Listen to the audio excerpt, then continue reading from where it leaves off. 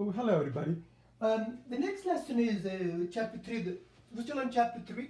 So this one is how to solve absolute value equations. So, well, first of all, remember absolute value equations. We're always going to have two answers here. And because absolute value of negative and positive number is always a positive. So absolute value of 3 is a 3 and absolute value negative 3 is also 3. So two answers. And you have to remember is the absolute value of anything,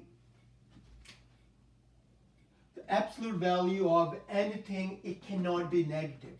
So if your absolute value is by itself is equal negative number, k could be any number, so we're going to have no solution. So make sure to keep an eye on this. If the absolute value cannot be equal negative. So here is the rule. So if this is it's not 1 times 1, remember, is the absolute value. So if the absolute value of x equals k, where k is any positive real number. Remember, this k is always positive because absolute value of anything cannot be negative. Well, then what happened is x could be positive k or x could be negative k. But remember, before you split, your absolute value must be isolated, mean it must be by itself. So keep in mind that if your absolute value is by itself, it must be equal positive number. Well, then the answer always going to be whatever we have inside here equal positive or other one equal negative. So remember, make sure you understand the rule first, then I can show you some examples. So here are some examples. Remember, there's two solutions, and absolute value cannot equal negative. So here's a quick example. It says solve absolute value of x equal 3. Okay, so first of all, absolute value is isolated. Yes, it's positive number. So now in this case, the answer is x equal positive 3 or x equals negative 3, and you're done. This is a very easy example to understand. So look, we can check what the absolute value of 3 is. A 3. What the absolute value of negative 3? It is still positive 3. So x, and sometimes they write this way. So is the x equal positive or negative 3? And that's the answer. You can write either way. Okay, so let me show you one. For example, this. So the absolute value, so example 2.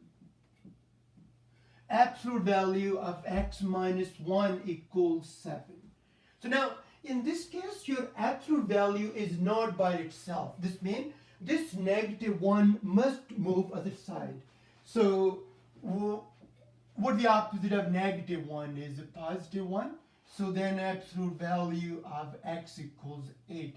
If 8 is positive, we can move on. If the 8 is negative, we stop there and we say no solution. So now look, absolute value is isolated. We are expecting two answers. So x equals positive 8 or x equals negative 8. And you're done. Okay. So then here is the example 3.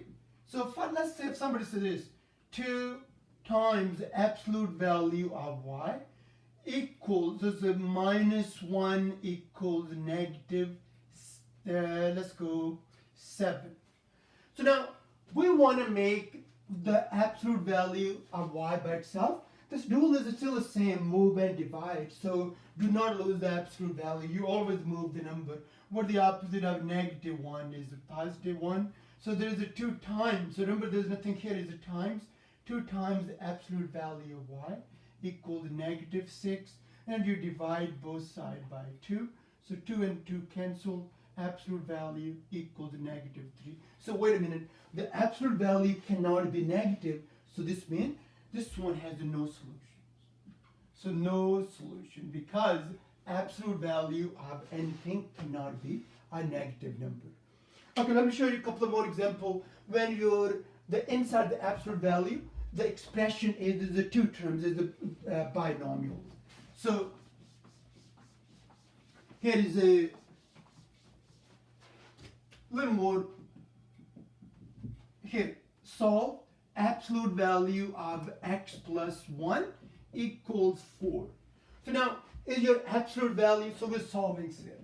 Your absolute value is isolated? Yes. So now look, last time we have only x or y inside. So when you split, we want to copy whatever we have inside. Look, what is inside? X plus 1, copy as is, equal positive 4. And the other one is x plus 1 equals negative 4. That's how you split. Remember, this part never changes. It's going to be equal positive 4, other one equals negative 4. Now it becomes one-step equation, move and divide. What the opposite of positive 1 is negative 1, so x equals 3. And what the opposite of positive 1, it is negative 1, x equal is negative 5. Well, some books write this one like this. The solution set. So they use those curly braces, 3, negative 5. So this is called the solution set. So don't get confused if somebody is writing this way. So that's you can also write solution set. Make sure you do not use the parentheses. Just use those the braces. Okay. So make sure. Let me show you one last example. Then you should be able to do the homework problem. So here is one more. So example says solve 2y minus or plus 3 absolute value, and then equals 10. That's your problem. So in this case, the absolute value is by itself already. So then we are ready to split. So remember, this number must be positive. If it's a negative 10, well then we'll stop there. It's a no solution. So this means if this is by itself and this number is positive, this means we're going to move on. So what is the expression inside? So this one never changes. 2y plus 3 equals 10. And another one going to be 2y plus 3 equals negative 10. So, the expression inside does not change. This number is positive, other side is going to be negative because there's no more absolute value. So now here, you just use move and divide. Which number going to move? Positive 3. So then is a 2y equals 7. You divide by 2. So then x equals 7 over 2. And that's one of the solution. The other one is the opposite of positive 3 is a negative 3. So 2y equals a negative 13. So y equals, you divide by 2 is a negative 13 over 2. And the solution set is, make sure you use those braces, 7 over 2 comma negative 13 over 2. Okay, so that's your lesson. Make sure to watch this video a few times. You can pause and go, but you must watch carefully because without this, you cannot do the homework problem. So if just in case you got stuck, you can always go back to the video, watch some example again, and finish the problem. Let me know if you need help.